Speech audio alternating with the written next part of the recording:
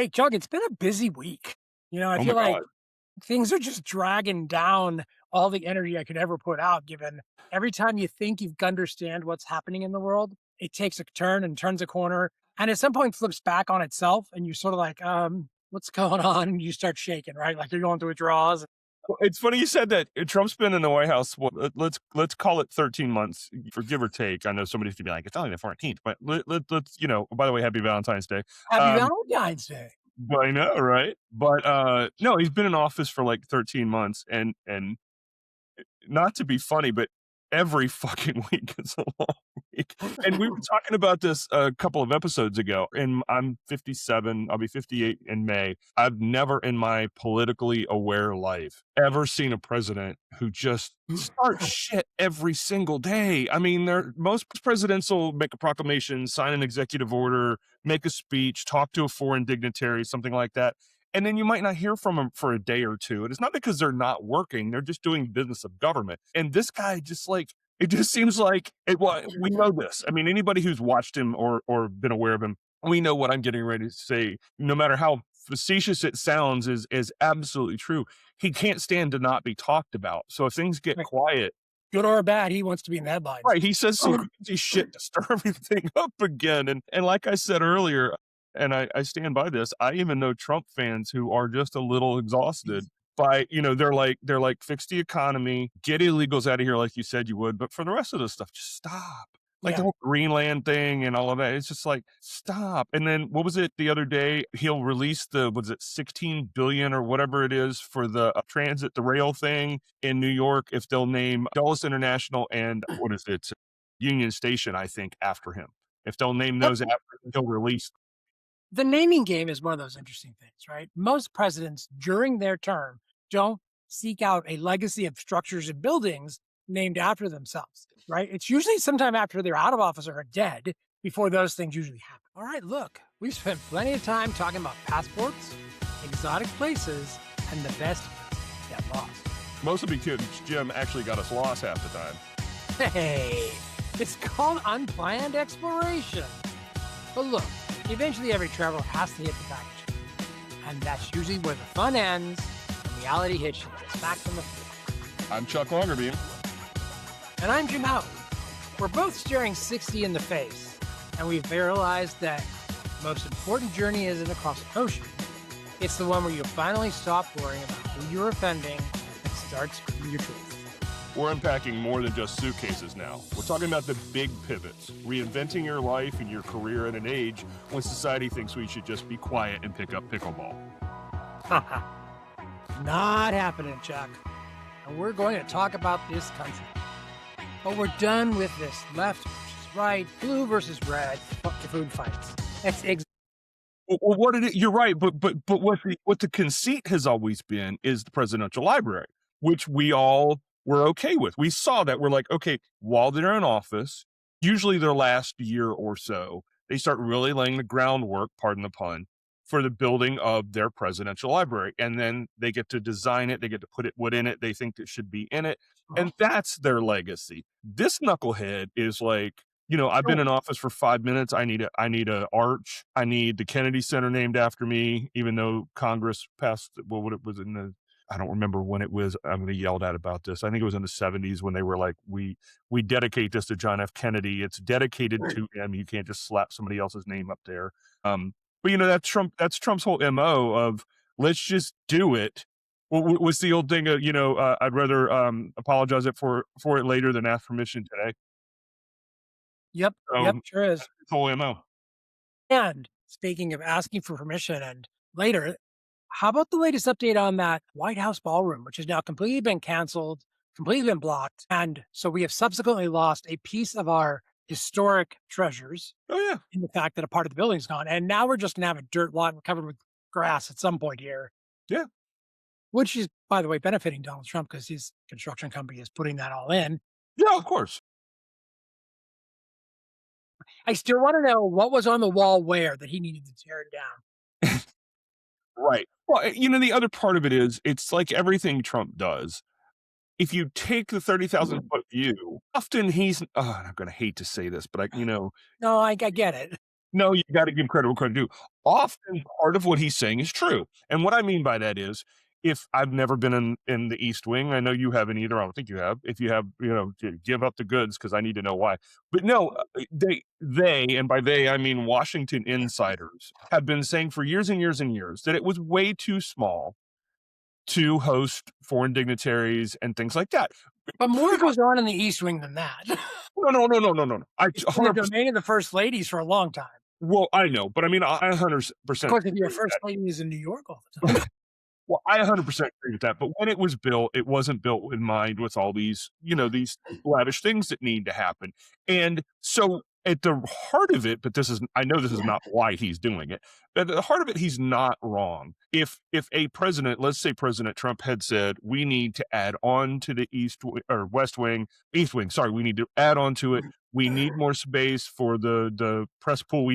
We just need more space. We've outgrown this building. These kind of things happen. And I would like to add X amount of square footage. And here's the reason. And here's the artist renderings. Hidden in the proposal for what he was doing was additions to the West Wing and other places to sort of beef the building up for future, add more safety measures, add Right. Which most people were like, okay, dead. He says that. I'm not going to mess with the West Wing at all. Damn it, I keep saying I that. won't touch it at all, yeah. I won't touch it at all. And the next thing you know, they bulldoze it to the ground, and I'm going to build a 900,000 square foot or whatever the hell it was. It Where puts the White House in its shadow. right? It's like it's so. Why would and they were saying I was reading I can't remember where it was, but they were saying people who have worked for the State Department, which is in charge of bringing in foreign dignitaries and making sure that everything's golden and all that. Uh-huh. Like we're never going to host anything ever, never that needs that big of a space ever. Like not even close. So it's not like, well, Chuck's being nitpicky. They need, and I'm just throwing out stupid numbers. They need, they could get away with 10,000 square feet, but he's asking for 12,000. It's like, okay, so be it. Who the hell cares? It's a little more, we're talking about like, you saying like 8 to 9 times more square footage than they would ever need to use. And it's just so that he can slap his name on something big and ugly and say, look, Trump again. Yeah, we know how that's gone for the Kennedy Center. Yeah. And Dulles, and he's trying to do it with Dulles Airport. Well, that's the other thing. You've been in office he was in office for what, probably 7 months when he started talking about this arch thing. And it's like, how big, and we know the answer to this, like, how big of a narcissist nonsense monster are you that you haven't even done anything yet? No president, I don't give a fuck who you are. No president has done major things in the first 7 months of their term. They just haven't. So I deserve an arch. Why? Why? You know who deserves an arch? Lincoln, Washington, maybe Teddy Roosevelt, maybe some of the presidents that did. Well, if you go back in time here, Trump's been wanting his face on Mount Rushmore since his first term. Right, since like the day one of his first term. And it's interesting you said that. I want to talk about this a little bit because Trump was on Fox News, I think it was the other day, and they actually pushed back against him a little bit. Inflation, the report just came out, inflation did go down a little bit. It's a little bit less than it was. Trumpian numbers. Well, yeah, but no, it was. Well, I'm going to argue with you slightly because I don't think it's Trumpian numbers. Because Trumpian numbers would say there's zero inflation, or actually there's negative inflation, and everything's perfect. Best economy ever. Right. So it went from like 2.7 to like 2.5. Which you know what? Maybe that's right, maybe that's wrong, but I can believe that because that's not out of whack. But let's just say it's roughly what it was a year ago. Okay, that happens. But he's still screaming that prices are the best they've ever been and everything else, and people are like, no. No, they're not. And then he actually, the knucklehead said the other day they should have 15% growth. And it's like, no, I don't think that's ever been achieved. I don't think 15% growth was achieved after World War II. I'd have to look it up. But I think you might have seen it in the initial years with housing and right, but people came home, but no. But it's not sustainable like now. And the other thing is, like we talked about last week, Trump's Rasmussen, which is a poll that usually favors Republicans, and that's the ones they usually scream about. Rasmussen came out this week and said Trump's approval rating is now 39%, 61% disapprove. It is the lowest approval rating of any president in their first term or in their first year or first plus year. So what will happen is, I think this next few months, we're going to see lots of positive spin. We're going to push things that make things look good so he can shore up the potential of any wins he can get.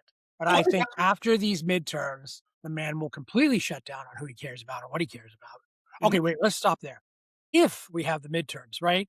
Because we've already started talking about, we've now found, evidence that the elections were rigged. We're back on the rigged elections conversation, right? Yeah. And so it'll be interesting to see how long it takes Well, before we hear more about, well, elections can't be held because we can't do paper ballots and all these things, well, what made me really upset is that for a brief moment, a very, very brief moment, it looked like Republicans in the House and the Senate were actually going to get some courage and push back against the rigged election and we have to do this and have to do that. Now, a couple of prominent Republicans have come out and said, why shouldn't we have ICE around polls? Why wouldn't, illegal people aren't allowed to vote or shouldn't be allowed to vote? Why That's wouldn't where we? every Stasi goes during the process of elections of the So dictator. I want to read something to you. I want to read something to you. And this is from the AP, I believe it is. It says of more than 400,000 people arrested by ICE, less than 14% have been charged with or convicted of a violent crime. A mere, and I want everybody to listen to this carefully,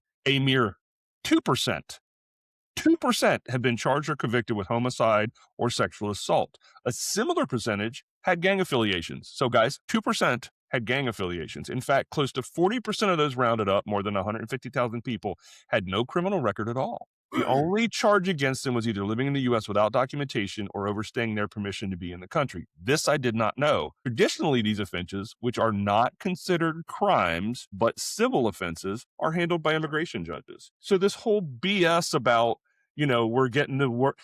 And for those of you who listening, for those of you who might come across this and are on the more MAGA side, the simple fact is there's not a liberal in the world. I'm going to make myself the spokesperson for all liberals. Not a liberal in the world had a problem with getting dangerous criminals who are here illegally out of the country. None of us. But here's my thing. If you really were trying to do that, why didn't you go to the top 5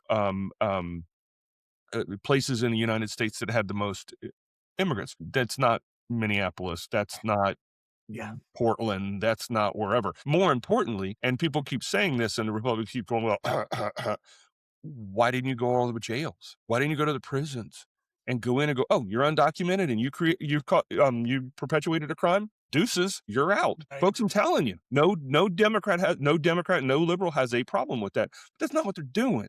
They're harassing people like you and me. They're harassing. When they started harassing white people, that's when you saw everything change. Because Tom Homan now says that Metro surge in Minnesota is over, but he's lied through his teeth before. So we'll see if it really happens. Well, hell, it was quite a special week here out on the ranch where I woke up Tuesday morning and let the dogs out my normal routine, and they just start barking furiously. And I hear boom, boom, and I'm like, "What the hell was that?" You, I hear gunfire around here. Right, it's Texas. We love to shoot our guns in the air because bullets never come down. And I open the door and I hear, "You have a warrant to search your house. Please come out. This is the state Texas." Well, I don't know that yet, right? I'm okay. Where's this at? I walk out the front door. I look down the street. There are 15 cars, some wagons. They've busted the driveway gate down. They busted the front door gates down, and they're pulling people and things out of that house. Now, this house has a reputation in the past for drugs and other things. And a year ago, they lost one of their kids to violence. He got shot. It was very sad. All the neighbors rallied around it. I mean, despite what happens there, if it's drugs or whatever, neighbors are always good at splitting the good and bad. That's where I think Americans do best, right? We actually can get down to the nitty gritty. But it was a real awakening for me because I had said to my neighbor at one point, nothing's going to matter on any of this until you see someone being dragged from their own home in your streets. And then you realize. And that same night, we had a guy's truck stolen straight off the streets, which I actually was woken up by and turned on my camera. And, I'm like, who's out there? Because I have a pretty well fortified, compound here. And I see this, my Chevy Avalanche. They're very distinct, right? Drive by with his lights on real slow. And he's got a strange sounding muffler, right? See, it's like hard not to hear it. And it goes around and comes around again. And this time when he stops, he turns off his lights and then slowly drives. Well, in the meantime, they were breaking into the truck and took it. So, fun times, desperate times, but the whole breaking into the house, boy, that was a wake up call. How many people? Yeah. Well, and people on the right, friends of mine and other people are that I talk to and listen to, they're all missing the point, which is all of us want people who are breaking the law either in jail or out of the country if they're not from here. Period. If you and when I say break the law, please let's God, I'm not talking about getting a speeding ticket. I'm talking about crime, violent crime. Violent theft, crime, things like that. Yeah, anything like that. If you've done significant theft. I'm not talking petty theft either. no, still a candy bar, whatever. I mean, it's wrong and you need to be, Yeah, I stole a candy bar once in my life. So. well, I won't we're probably past the, what do you call it? When you can't be prosecuted anymore. Oh, yeah, statute Yeah. turn left. Yeah, exactly. But no, we all want the streets safe, and we all want people who, violent criminals and all that. We want them either. I want them either in jail, or I want them, like I said, if they're not legally from here, then they need to go back where they came from. But we're not doing that. We're picking and choosing. And again, it's so transparent. These surges are being sent to blue cities, and I do believe that this is a test run, a precursor to doing exactly that, to sending, because, that's the thing. Trump's always like, this city's corrupt and that city's corrupt. They're never red cities. I mean, and if you can't see that, God help you. Wake the fuck up and look. If you can't see that that's what he's doing, then you just don't want to.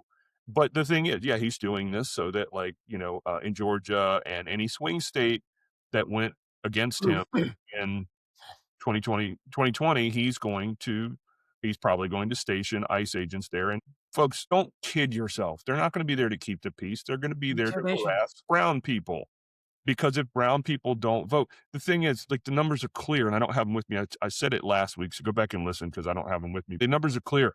He's lost independents by like 40 points. He's lost blacks. He's lost Latinos. He's lost almost everybody. And Yeah, like I it's in said, all the news now.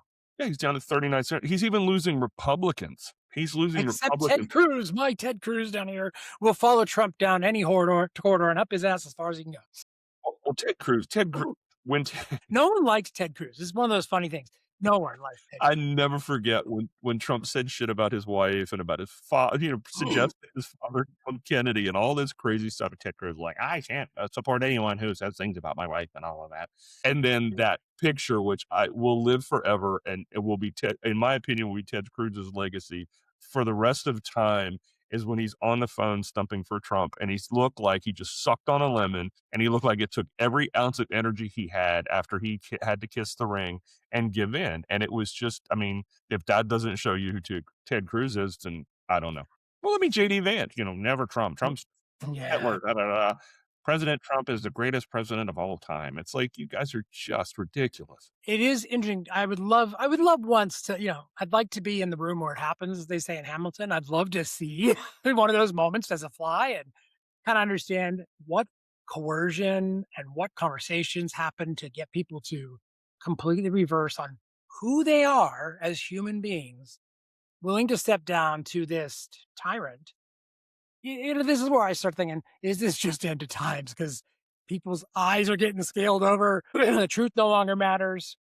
Well, I hear one thing this week that made me think, and that was dictators and tyrants don't win if they're not popular. So there's, that's the one thing working against him. To be able to take over as a dictator or tyrant or, whatever of the country, you'd have to really have the popular feeling, right? And he's got a small majority that will fight to keep him. Well, it's funny you said that. And the history repeating itself, and it's these people who think they're smarter than history, or smart, or don't have to look at history and learn from it.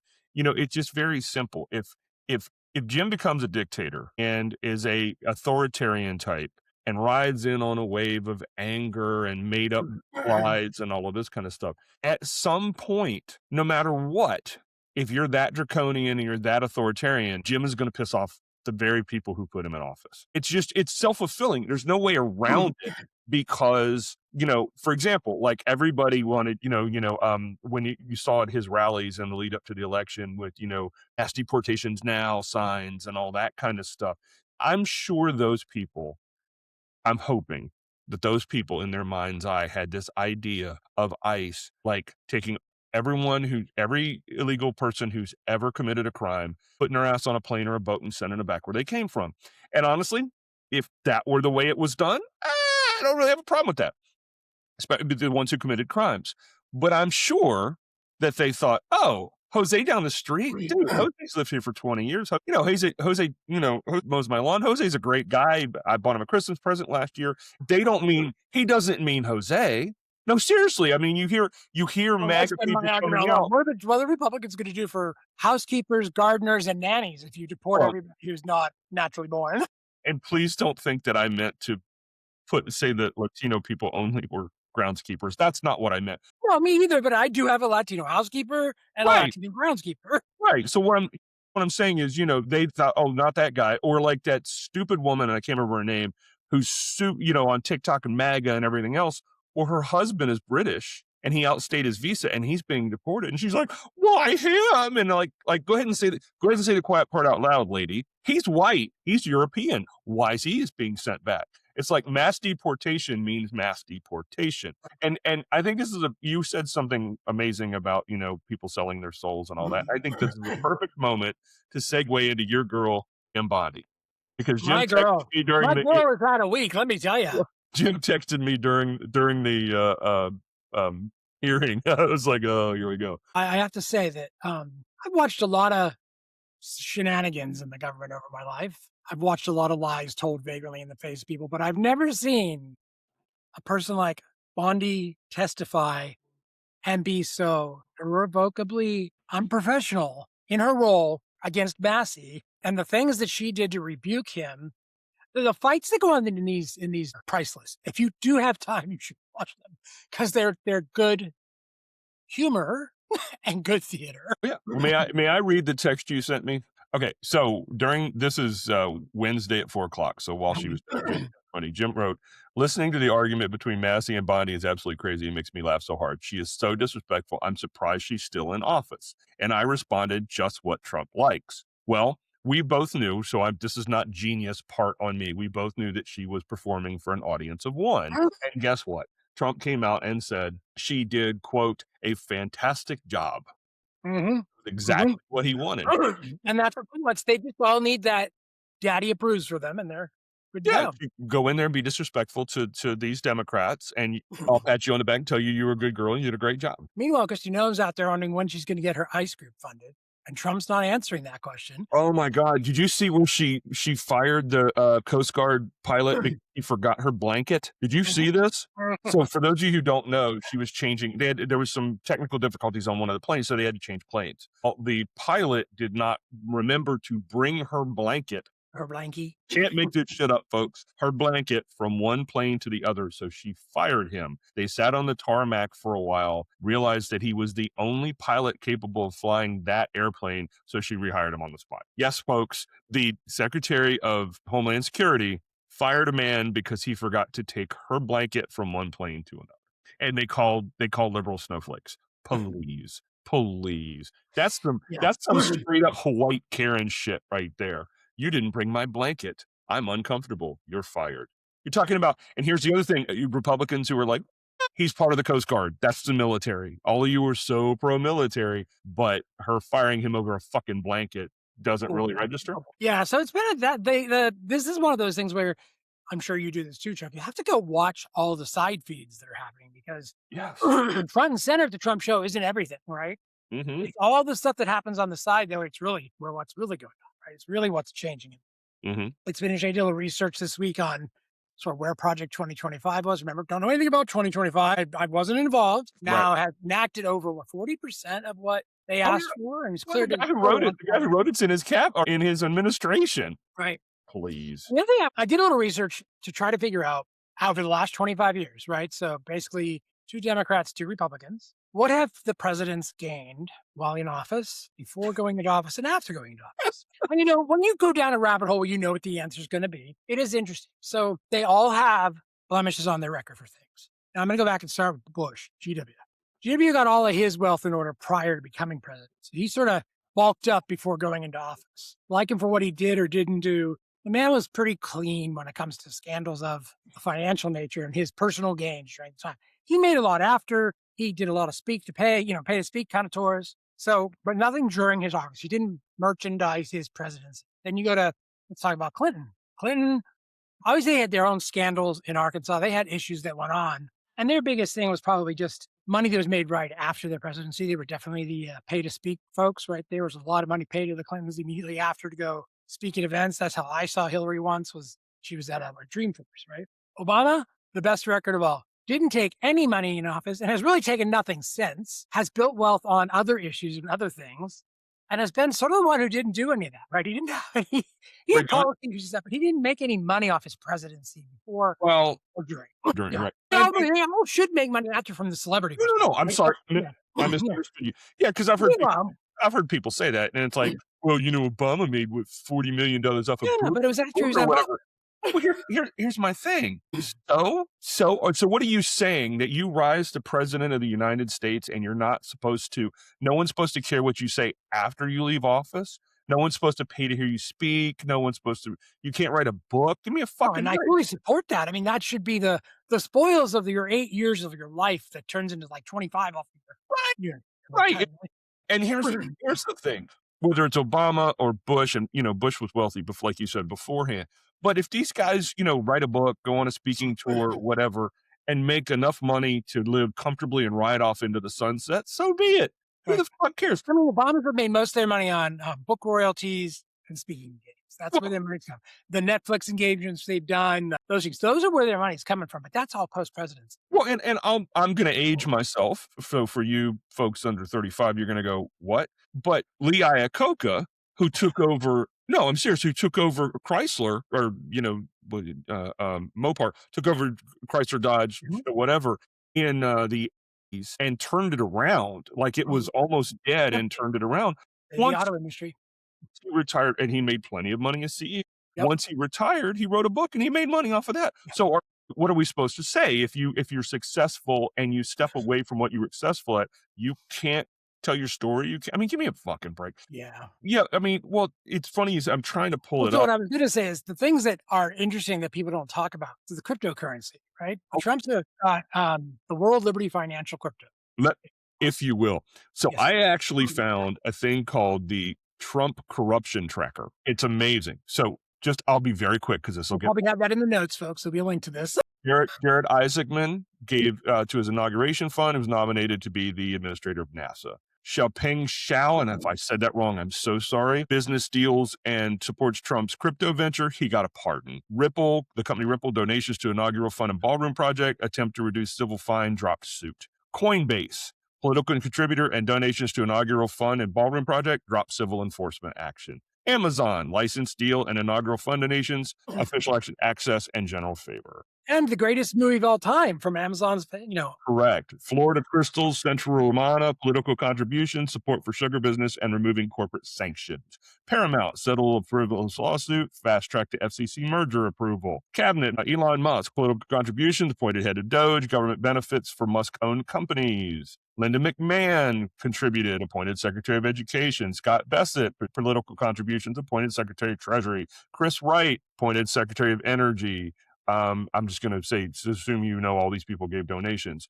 Jared Isaacman, nominated to be administrator of NASA. Cody Campbell, given seat on presidential council. Josh Lobel, given seat on intelligence advisory board. Bill Pulte, appointed director of Federal Housing Agency, Finance Agency. I could go. Kelly Loeffler, political contribution, appointed administrator of Small Business Administration. Howard Lutnick, same thing, political contributions, and Epstein fan, appointed Secretary of Commerce. It goes on and on and on and on and on. And this is the most, when it comes to that, in my opinion, this is the most ridiculous White House for giving out favor to people who have no expertise. Look, here's the thing. Jim and I come up together in politics, and I become president.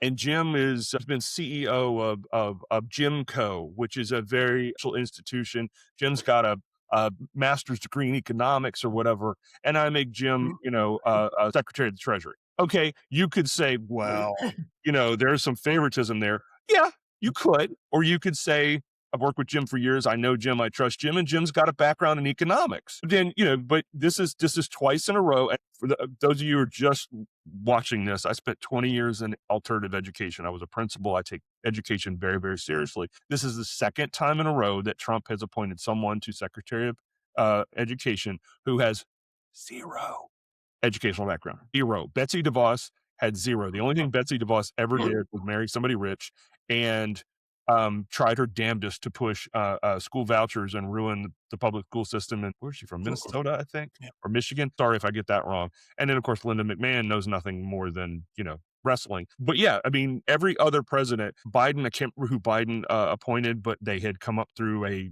large school system.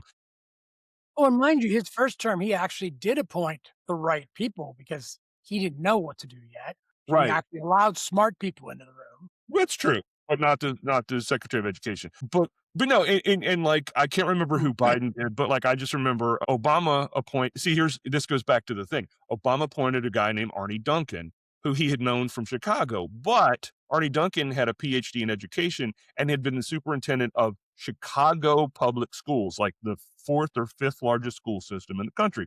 So, like him, hate him, whatever. You can't say he was no, seriously, you can't say he wasn't Right. qualified. I can certainly say that both of the morons in education that Trump hired or put in place are not. I mean, like when Linda McMahon's like, "Well, I think A1 should be in every classroom." Wow. A1, did you really say that, lady?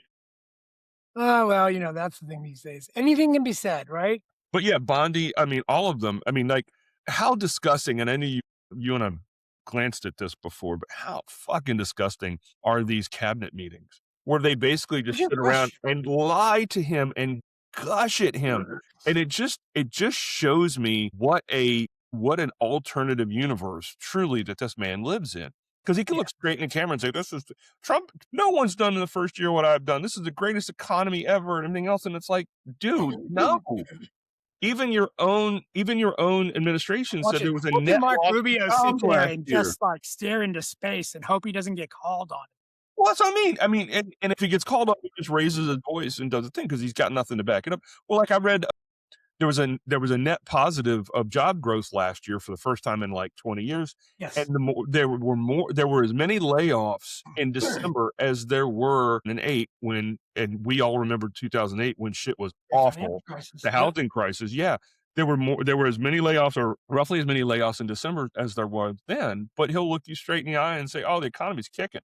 And it's Yeah. like, and this is I don't understand why he doesn't understand that there's a direct correlation between a 39% approval rating and telling people that they're doing fine when they can't afford to live. And then, of course, I don't know if you heard this, Samuel Alito has been signaling quietly that he's thinking about stepping down so that Trump could bring in somebody younger who's as, right wing activist as he is. But thank you. Well, not sure where that spontaneous applause came from, but I'll take Well, it. it's a one to make you feel like Trump does, people just force him to laugh. I hope I'm Yeah. a little more Just grounded ragging. in ladies and gentlemen, Jim has found the sound effects. But yeah, no, I hope I'm a little more grounded in reality than Trump is. I'm sure you are. So, the only other things that really were going on, I mean, other than just the fact that you can't even point at anything long enough to gather data with the speed at which things change, is just we are now in February. We are approaching a year obviously the campaigning has started because I can tell because my mailbox has mail in it, which it normally doesn't because almost everything's electronic. But boy, I'm getting all the text messages, which, I remember signing up for these things. And I think it's kind of funny when you're on a do not call list by the government that they can still call you. And then my mailbox is full of flyers made from heavy stock printing, which means, and of course, we know we had EPA changes and changes on climate this week. They were just killing forests to print politics names. And frankly, none of those things ever helped me make a better choice. If anything, the more brash and bold your delivery of your product and marketing is, I'm probably more likely to walk away from you. So it's going to be a ride for another 6 or 7 months here where we do nothing but hear politics, nothing but hear candidates. And all we can hope for is a good outcome. Boy, I hate this when it starts. The political season used to be real small, right? It used to be 6 months before each election, things would happen. Now it's years in advance. It's just, it's a lot. Oh, I know. The whole idea is wear us down, wear us out, make us unsteady, put us on an unbalanced part, right? So that the citizenry, it's easier to manage and manipulate. So I have an idea. And I want to see how many people I can get on board with this. So I don't know if you saw that. Well, first of all, you're aware that all you have to do is make Trump some bullshit trophy and he gets all excited. Yes, the coal trophy was really pretty. Would you see it? Well, that's what I was going to get at. So the coal industry gave him a statue that said "Friend of Clean Best Coal friend of coal. Ever" or Yes. some shit like that. So he signed an executive order to make all military bases use coal rather than any other alternative energy. So we're just completely throwing the idea of helping stop or curb climate change out the window. But here's my thought. Here's my thinking, Jim. I think if we get enough people, I think if every American who's sick to death of Trump donates $1, not to me, because I don't want to get it, but donates $1 to somebody and they build like a 20-foot statue of Donald Trump and put it in front of the White House where he can see it every day. It says, "Best president ever. You'll never do better than I want to today." build. So did you No, no, maybe he'll go, "Oh, well, if I'm the best ever and I'll never do better today, maybe I should just step down and get the fuck out of here." you saw, of course, the video of Trump and Epstein statue at the Trump Epstein ball? Oh God, Of course, yes. I attached it to last week's episode so folks could enjoy that. So if you haven't looked yet, go back to last week's episode, go to the notes and look for that YouTube video. Right. That's the statue we should get commissioned. Oh, I agree. No, I'm just saying we should give him a statue that makes him think that he's done the best job that anyone could ever do, and it's probably Maybe time we to should get build a Life in the Baggage Claim Shit Award. If you're down with that, send Life your in the money. Baggage Claim Bag of Shit Award. I like that. I think we Baggage should do that. Yeah. Yeah, yeah, yeah. Maybe we'll just call it the Baggy Award. We could do a Baggy of the week, and I think we've already determined that this week's Baggy is Pam Bondi, who Yeah. oh God, and did you see, and I can't remember who it was it Massey or whoever said, "Could the survivors please stand up?" And, like, or 5 or 7 of them, however many there were, and, how many of you raise your hand if you've never been interviewed by the Justice Department? They all raised their hand, and she kept her back to them and refused to even acknowledge them, and I hope for the rest of her days, that picture haunts her.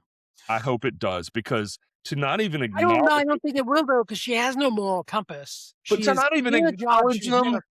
Huh? to not even turn around and acknowledge them, I mean, just Yeah, but these she's in people a go job she to doesn't have hell. any power to be in. She never should have been there. She is one of those that you say, that's the devil working hand in, right? There's bad there and everything about her. She's not, there's nothing good about her. I'm sorry. From her roots in her face down to the core of her body, I agree. she's a bad individual. And I'm sorry, but if you're going to sit up there and defend the president who has hurt children, has allegedly touched children, is friends with people who do things to children, and you said this too, Chucky, there's just no forgiveness. And if you associate with that, you're just as bad. And I think we saw fallout again this week from more Epstein stuff. We've seen a couple more people resign from office because their name shows up. And, reality is maybe we don't need to see it all so fast because we'd lose 3/4 of the people in our government real fast. Okay. Well, it's insane to me that there's a crisis going on in the royal family in England. There's a crisis going on in the royal family in, is it Norway? There's, and all over the Epstein. And then with us, it's, and like the thing that came out where there's the FBI report in the Epstein files that shows that Donald Trump, and I'm going to get the year wrong, but it's way a long time ago, who was talking to, I think it was the chief of police in, where's Mar-a-Lago? What county is that? Anyway, whatever county that is. Sorry, folks. Sorry, Florida guys. I don't know. But was saying that he's a really bad guy and watch Ghislaine Maxwell. She's pure evil and everything else. Well, I'm sorry, folks, but that flies completely in the face of, I didn't know he was doing anything wrong. I don't call Jim Houck evil and his girlfriend or boyfriend, I don't say Jim's up to bad things and his girlfriend or boyfriend is pure evil if I don't know some shit's going down.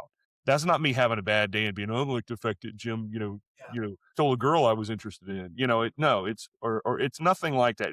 He knew, and that's why he and Caroline Levitt this book came out and said, we need to move on. We're moving on. We're moving on. It's like, no, we're not. No, we're not. You dumbass. You ran on this stuff, and then when it blew up in your face, you want to walk away from it and pretend like it's nothing. I think we're all going to get tired of the Epstein files at some point just because that's what they'll do. They'll wear us out. But I do think it'll come up throughout the elections. Maybe it'll still be part of potential impeachment hearings that are coming.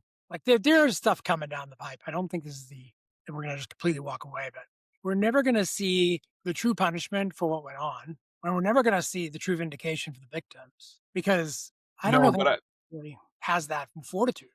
Right. But I do hope, and I think we're starting to see it slowly. You're right, Jim. It's just like the banking crisis of 2008. Nobody unfortunately is going to go to jail over this stuff. It's not going to happen. And the victims are going to unfortunately not have the closure they're looking for. But I do believe that in a lot of these people, if their reputations start to get tarnished, for a lot of these people, that's even worse than jail in their mind. And just like the 8 names that were redacted, and as long as Massey and Ro Khanna they're like dogs with a bone, man. They are not stopping. Yeah. They read the names of those 8 people on the floor. And I think they keep pushing. As long as they keep pushing and pushing and pushing and get little bits of information, we're at least going, I don't think it's going to go away. I think people are getting tired of it. We're looking for the smoking gun, and I don't know if it's there. I don't know if I think I hate to say this. I think Epstein was smart enough to not put a smoking gun in those emails. I mean, there's a lot in those emails where Smoking gun was Epstein himself, and had he not been right, killed in jail by someone on the operative side of the president, we probably wouldn't have seen all this. We'd have heard it directly, right? There would have been a lot more came out. right. Well, and what I mean by that smoking gun is there's a lot in those emails where you and I both go, "Come on," but not actionable. I mean, not really. Nothing because here's the thing, and this is gonna come out weird, so I gotta be carefully navigate how I say this. From what I have seen, there is nothing in the Epstein files. There's not enough to convict anybody because I don't wanna be convicted on a, "Well, I just know in my heart Chuck's guilty." No, I don't wanna be convicted on that. I want to sound That's over this. I want to that's sound it. bullshit. Yeah, yeah, that's a slippery slope we don't wanna be a part of. But no, if there was something actionable, hell yes, go after these people. But here's the thing, there's a lot of redactions in the 3,000,000 that they've released. There's at least another 3,000,000. You know as well as I do, they are slow rolling the last 3,000,000 until after the midterms Yeah. because When they assess it's whether gonna it make a hurt them or lot of not.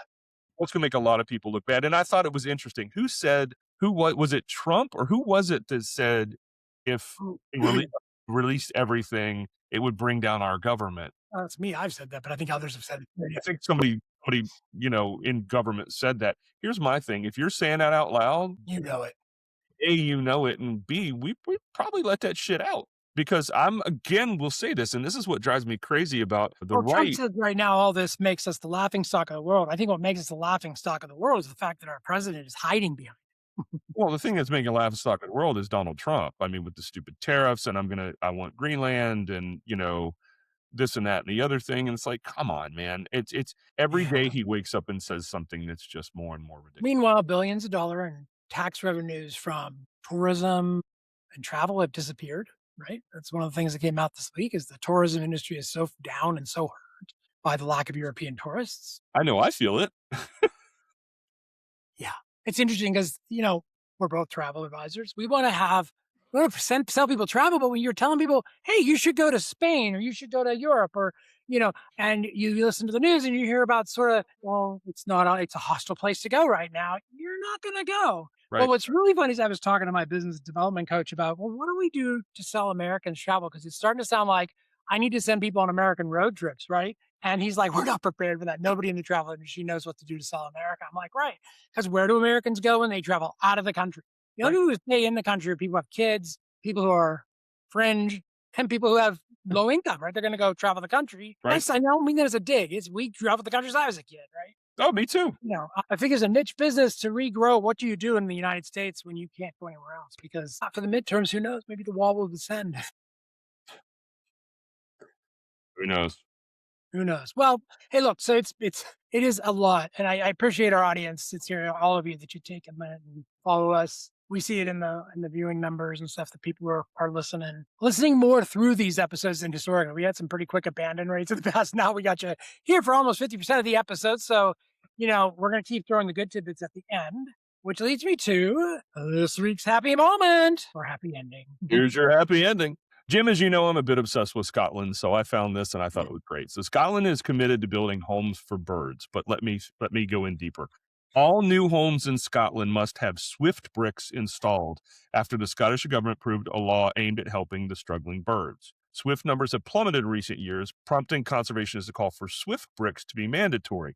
Now, what a Swift brick is it's a brick that's hollowed out. It's the size of a brick, and all new construction has to have it. I don't remember how many, but a certain number of these bricks. It doesn't change the structural value of the home, but what it does is Swifts get in those bricks, build their nests, and have babies. And so this is cheap, simple, and common sense solution, said Green SP Mark Ruskell. It will make our communities better and more welcoming places for nature by supporting these wonderful birds and helping us reverse years of decline. And he urged English politicians to pass similar legislation. It is unfortunate the UK government has opposed similar moves in England, but that makes it all more important that we take action here in Scotland. So just with that little small thing, and they're not any more expensive than regular bricks, and you have to put a certain amount in your house so that these birds can You're build. telling me that you want the law to mandate what you do on your personal property? Yes, Jim, I would have no problem with saying if you build a brick house, you have to add 2 bricks in that are hollow for birds. I have no problem with that whatsoever. Yes.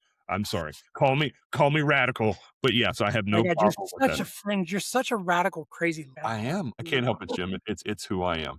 It's Yeah, who I it's am. well, it's that puts a wrap probably on another week of life in the baggage claim. Our first Baggy award goes to Pam Bondi. Yep. She is truly a bag, Without a doubt. and we don't need any expletives after that. No, perfect. So the Baggy Award is just everybody knows. Everybody knows what we're getting at. But so we'll see So who wins this week. I mean, I just we can't even forecast what we might talk about other than same stuff in a different channel, right? But Right. who knows what's going to come up over the next week? I was trying to look ahead and see like what's on the calendar, what are we coming up that's important? Well, we got President's Day coming up, and we all know that we haven't changed that yet to Donald You Trump's. need Donald Trump Day? Why not?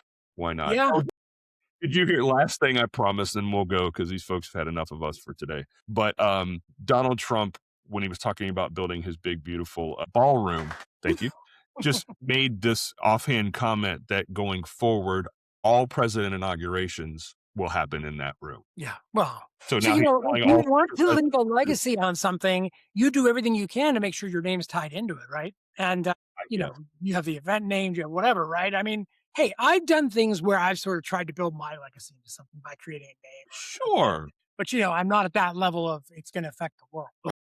Except for that arch in your backyard, which is just needs to Yeah, go. my neighbors are starting to complain about it, but I did put 2 bricks in there for the birds. Yeah, all right. We're out of here, folks. Thanks for joining us. We'll see you next week Thank you guys. on Life in the Baggage Claim. Bye. Bye.